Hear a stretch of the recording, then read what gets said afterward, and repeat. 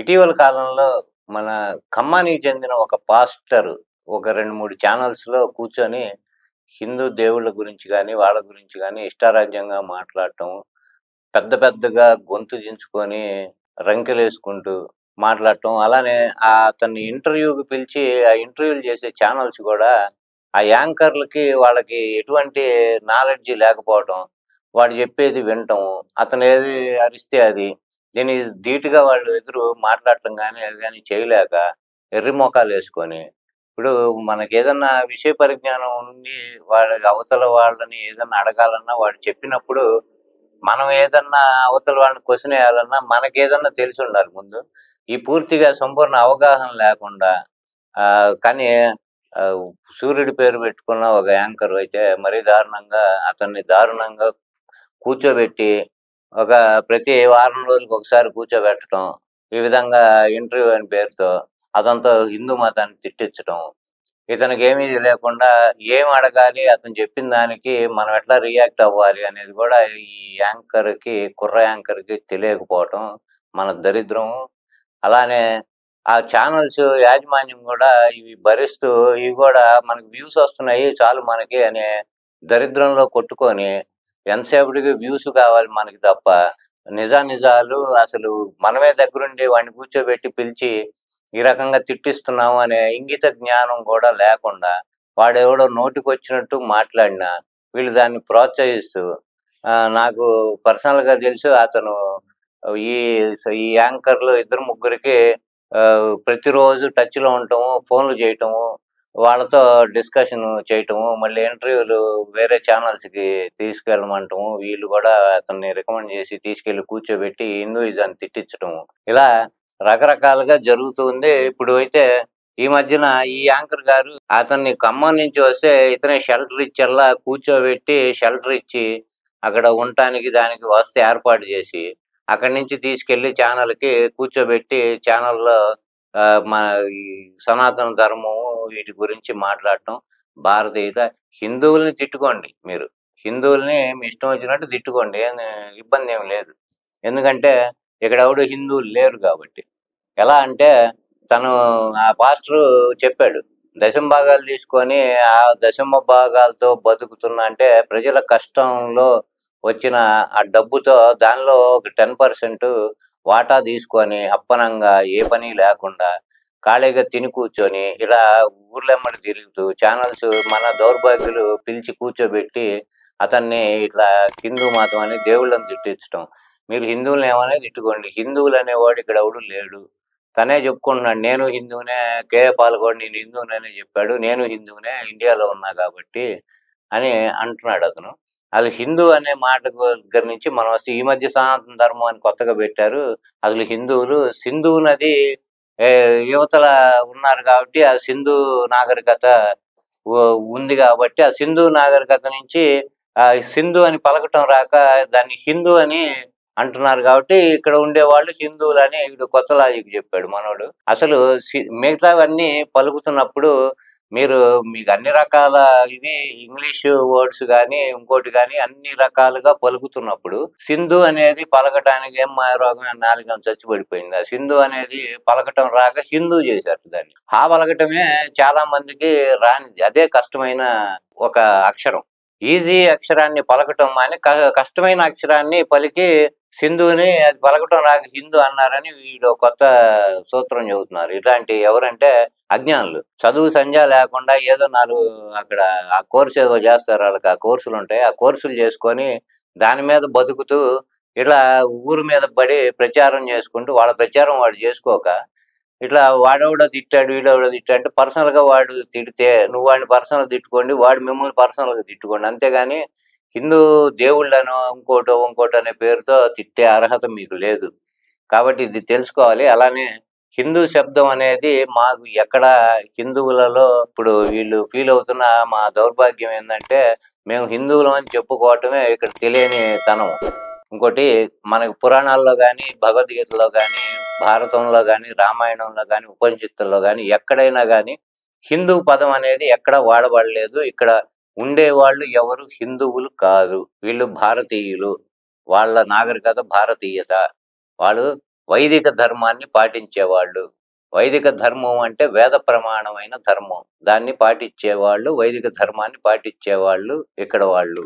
వీళ్ళు ఫస్ట్ నుంచి మీకు రామాయణ కాలంలో కూడా చూస్తే ఆర్య అని ఎవరైతే భార్య భర్తని ఆర్య అని పిలుస్తారు. ఆర్యపుత్ర అని పిలుస్తారు. అంటే ఇక్కడ అప్పటి నుంచే ఇక్కడ మన దీనిలో ఆర్యులు అనే మాట భారతదేశంలోది. ఇది ఎక్కడో ఆర్యులు అనేవాడు ఎక్కడి నుంచో వచ్చాడు. వాళ్ళు బ్రాహ్మలు వాళ్ళొచ్చి ఇక్కడ దాడులు చేశారు. ఇక్కడ ద్రావిడ్లని ఇక్కడ వాళ్ళని హింసలు పెట్టారు. ఇక్కడి నుంచి ఎలగొట్టారు. వాళ్ళు ఆక్యుపై చేశారు. ఇవన్నీ పుక్కిడి పురాణాలు. మ్యాక్స్ ముల్లర్ గాడు అని ఒక మహానుభావుడు ఉన్నాడు. బ్రిటిష్‌కి చెందినవాడు. వాడు సంస్కృతం రాదు, ఏమీ రాదు.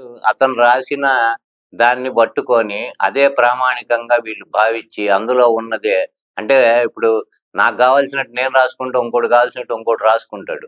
దాన్ని పట్టుకొనే వీళ్ళకి అది బాగుంది కాబట్టి, అది నచ్చింది కాబట్టి దాన్నే వీళ్ళు ఫాలో అవుతూ అదే కరెక్ట్ అన్నట్టు వీళ్ళు ఫీల్ అవుతున్నారు. ఈ మ్యాక్స్ ముల్లర్ అనేవాడు సంస్కృతంలో ఉన్నదాన్ని వీడు ట్రాన్స్‌లేట్ చేయటానికి ముందు వాడికి అసలు సంస్కృతం రాదు ఫస్ట్. వాడు సంస్కృత పండితుడిలాగా వాడు ఫీల్ అవటం.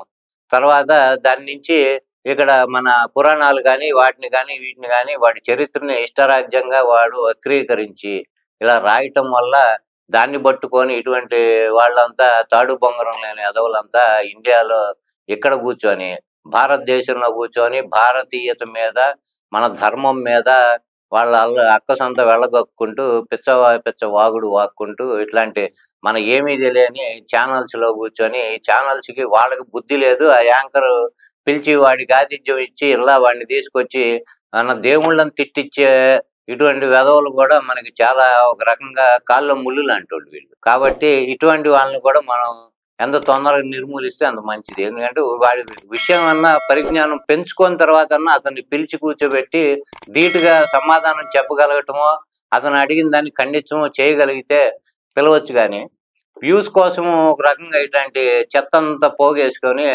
ఇన్ని వేలొచ్చినాయి, అన్ని వేలొచ్చినాయి అని వ్యూస్ వీళ్ళు సంకలు కొట్టుకుంటూ తిరుగుతున్నారంటే ఇంతకన్నా బాగా దరిద్రం ఇంకోటి ఉందా మనకి అనేది ఒకసారి ఆలోచించుకోవాలి.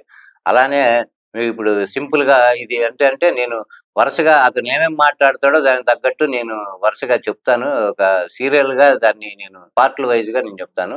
హిందూ అనే పదం ఫస్ట్ మనం తీసుకుంటే హింద్ అంటే పర్షియన్ పదకోశం అంటే పర్షియన్ వాళ్ళ భాషలో బద్మాష్ అని అర్థం. తర్వాత కాలా ఆద్మీ, గులాము, కాఫీరు, ఫౌజీ ఈ అర్థాలు ఉన్నట్టు మనకి ఎక్కడ ఇది మనకి పర్షియన్ భాషలో. తర్వాత ఇంగ్లీష్ డిక్షనరీలో వాళ్ళ దానిలో మెవర్స్ న్యూ వరల్డ్ డిక్షనరీ 1978 ఎడిషన్ 354 పేజీలో హింద్ అనగా దీనికి రూట్ వర్డ్ హీనా హిగ్నా అని ఉంది. నార్త్ ఇంగ్లాండ్‌లోని స్కాట్లాండ్‌లో కూడా అర్థాలు మనం వాళ్ళు వాడే అర్థాలు హింద్ అనే పదానికి ఏం వాడుతున్నారో చూద్దాం.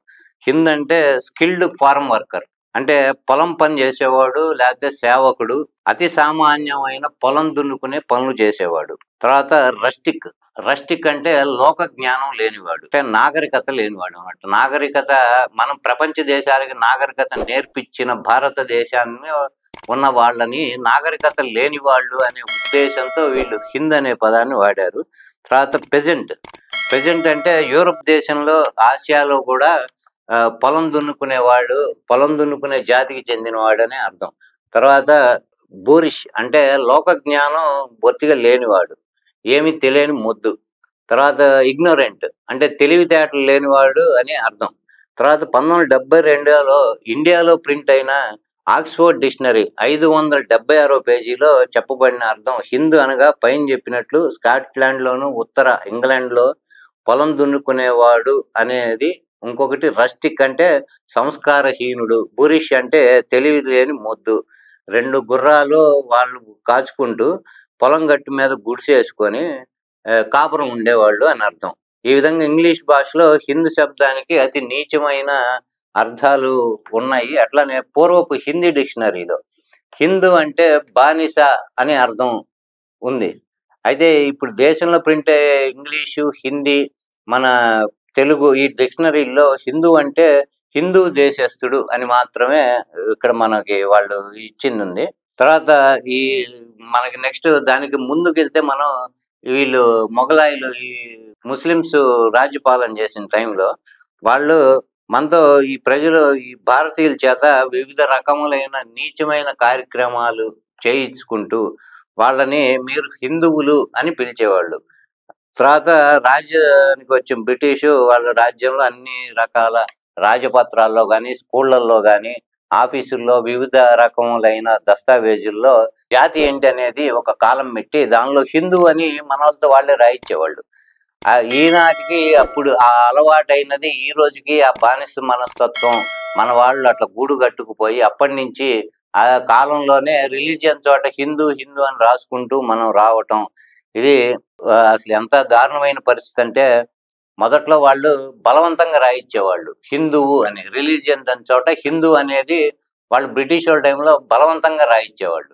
తర్వాత మనకది ఆ బలవంతం అనేది అలవాటైపోయి ఇప్పుడు మనం అది టోటల్‌గా మనకిప్పుడు అది బానిసత్వం అలవాటు పడిపోయి దాన్ని హిందూ, హిందూ అనే రిలీజియన్ చోట ఆమె హిందూ అనేది రాయటం అనేది మనకి దారుణమైన పరిస్థితి ఉంది.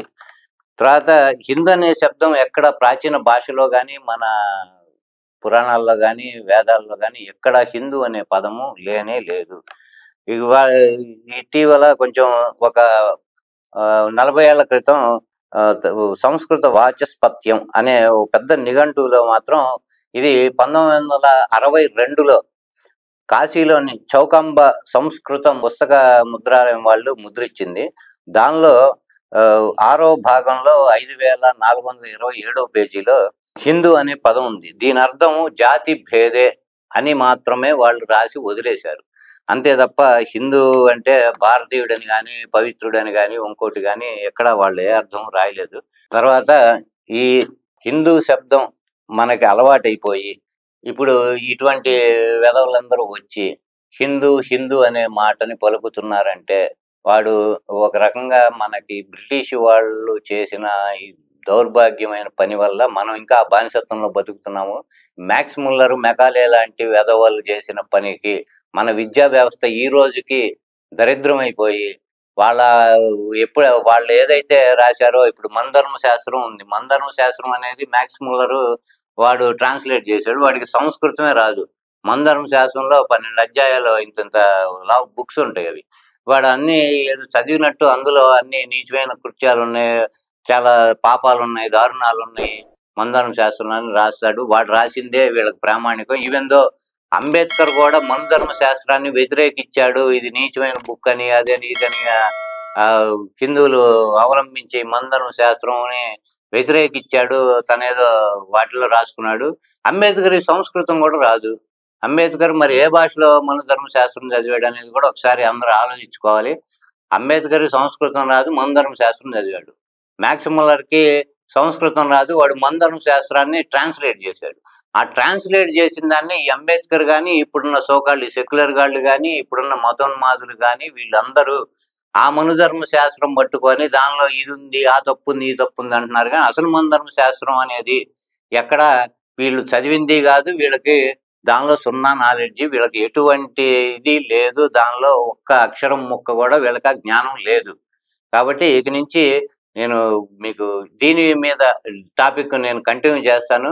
మీకు ఎపిసోడ్ లెవెల్‌లో మీకు ఒక్కొక్కటి పార్ట్‌లుగా మీకు దానికి తగ్గట్టు వాళ్ళు ఏం మాగుతున్నారు, ఏం మాట్లాడుతున్నారో నేను అది దానికి తగ్గట్టు నేను మాట్లాడతాను.